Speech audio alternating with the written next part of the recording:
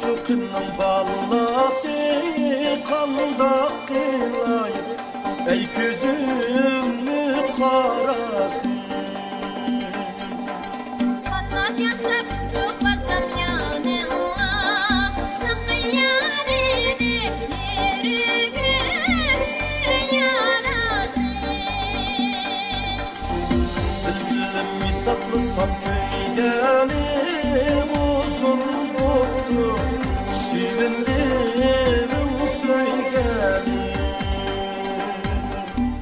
Sen bana esnafım dilemezdir, sen canandın bu gönlü bir gelin.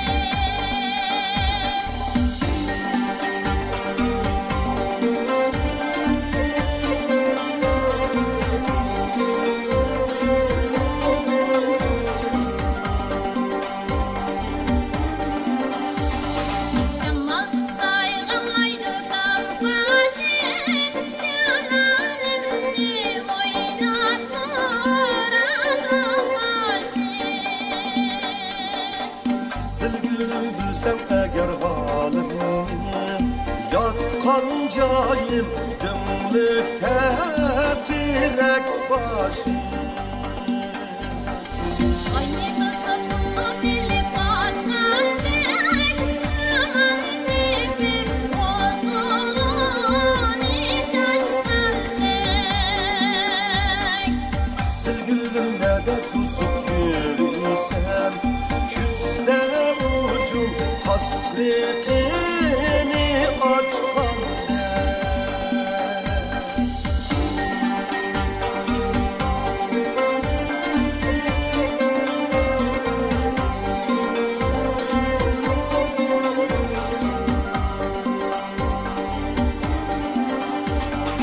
Sevgilim ayıp durma sözümü, imkan bulsa güldürerdim yüzümü.